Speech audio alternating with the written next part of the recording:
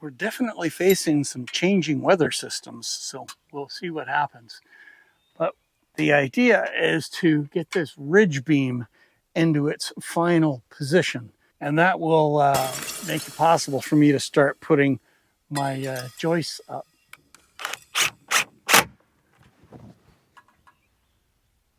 Yeah, that's looking pretty good. All right, let's do the north end next. Okay, let's double check this.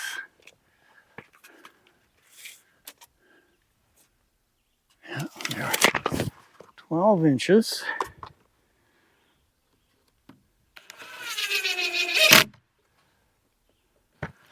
Okay, there is our ridge beam locked in place. Now what we're going to do next is test fit a truss and see how it looks. So after our adventure the last time with not having the height correct, everything should be right where it belongs now, including the bird's mouth. Oh yeah, that is perfect. Yes. So I still only have one of these trusses ready. I didn't want to do anything more until I knew everything was good. So this one is my pattern. So I've got to go down to the shop, use this one, and cut two more so that they're identical to this one, and then put them up. And we'll see how it looks.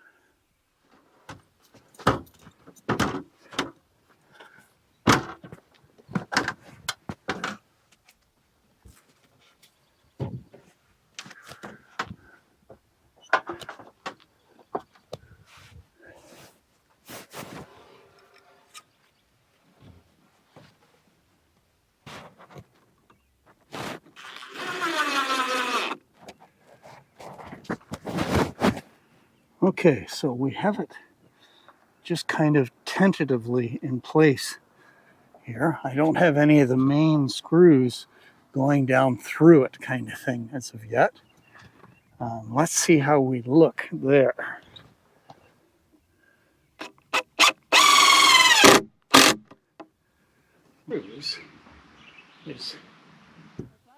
Got my first rafter up.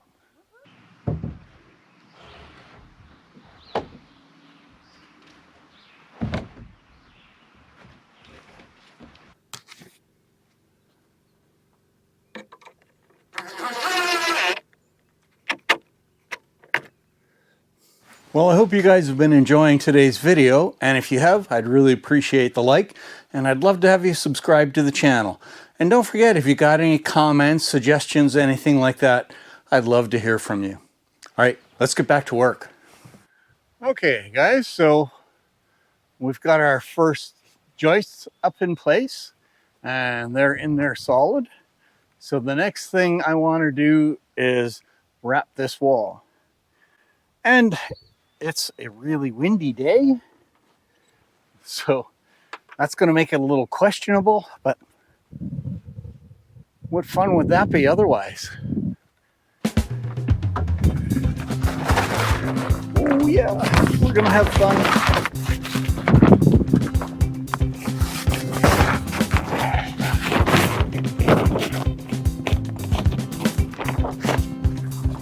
There's my height right there.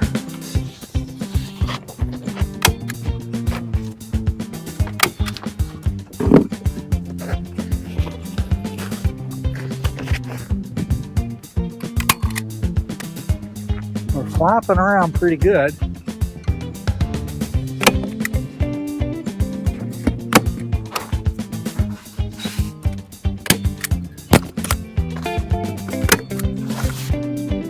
Well, so far so good.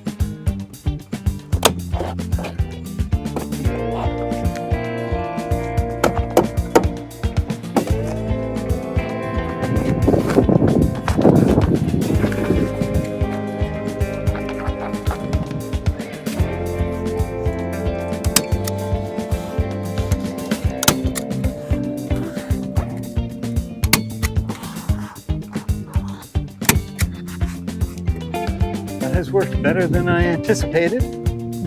Cannot complain. You're doing what you're not supposed to do. Whoops, standing on the very top of this ladder. So why am I doing this today? Well,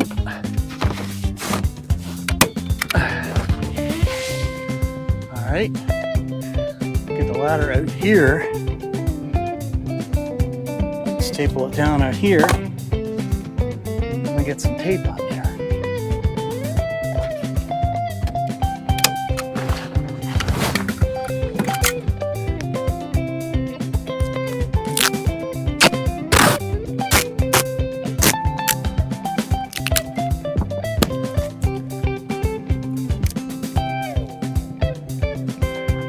Oh, okay. So next I have to start boxing in here for my strapping.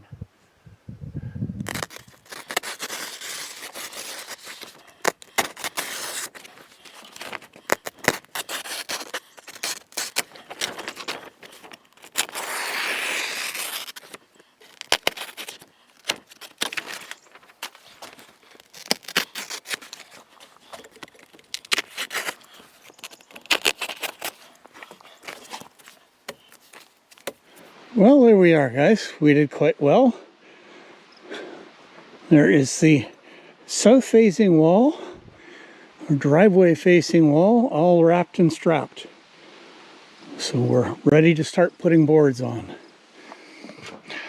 So this was going to happen sooner or later during doing board and batten siding. I need boards that are longer than 8 feet in some cases. And on this building, I'm going to need some boards that are 123 inches long. And I need a way to splice these boards together in one continuous board, because I have got 8-foot boards, not 10 or 12-foot boards kind of thing, because that's what my saw allows for. And when I'm doing the siding on the house, I am going to need to figure out how to do these long boards. So let's do it now on the shed, where it's the easiest spot for it to work on. So I need 2 boards that are 123 inches long, and I need to splice them together. But that splice has to occur at a point where it doesn't interfere with the strapping that holds the boards on. So in this case, I'm coming up from the bottom 33 inches for the first part of this board, and then of course 90 inches for the remainder of it. Now the splice that I want to make will be a 45-degree angle, and the top board splice angle part needs to be pointing down in this direction, and the bottom doing the same thing, so that the rain does not want to run in. The rain will just run out because of the angles. And then on the back of that, I'm going to have another board that gets screwed to these 2 boards. Now, this doesn't have to be anything really strong. It just needs to hold the boards together, because I don't want them warping and twisting out of the way, and then you see this great big joint in there. That wouldn't look very good.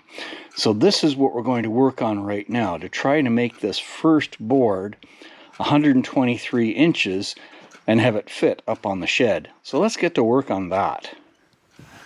Okay, so there's my top board. Now this is the board that is 90 inches long. I've got my bow facing out, and I need to make sure that the angle is pointing down. So unfortunately, even though I have a really good cutoff saw with a 12-inch blade in it, when you're on that kind of angle, there's no way I can cut it in that saw. So we're going to do it right here. This will be quicker and easier anyway.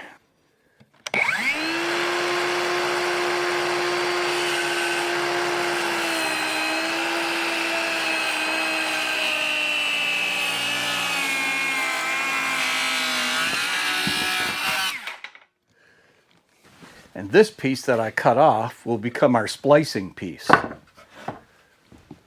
Okay guys, so there is our 90-inch long board and our 33-inch long board. And you can see this is the lower part of the board. So I've got our 45 there. There's our mating 45 that will go up there. And that should bring them fairly close together and still give me a nice straight board.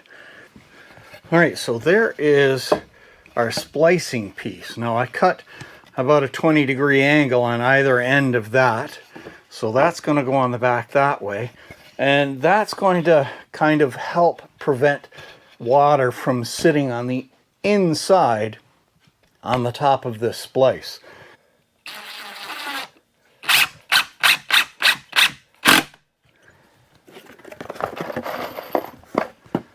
So you can see why it's important to get that angle running downward. So you're not running rain in behind the board, but it's running out from the board.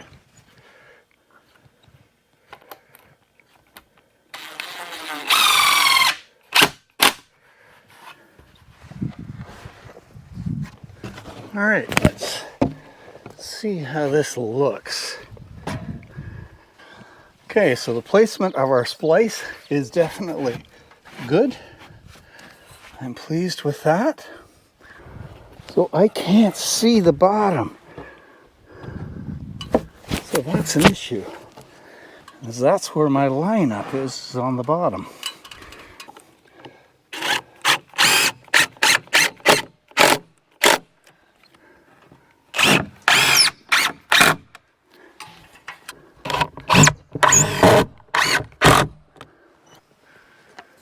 All right, guys, that worked pretty good. Yeah. All right, let's go back to the shop, get to work on the next board, get it up here.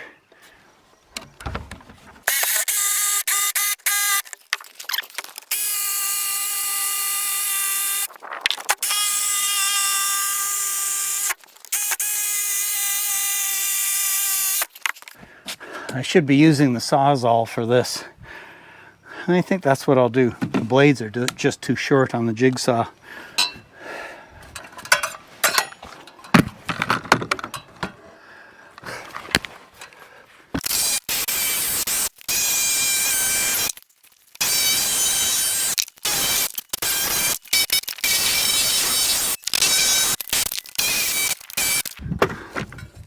Well, there we go. Alright guys, we are pretty much far enough along in a rather hot and sunny day to where we have reached the point of either sit down or fall down.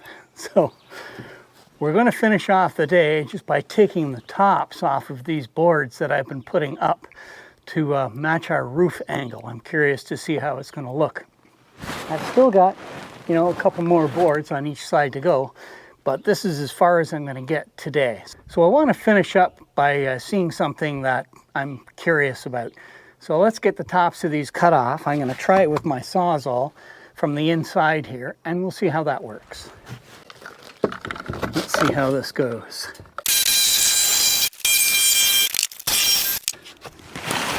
We're getting it.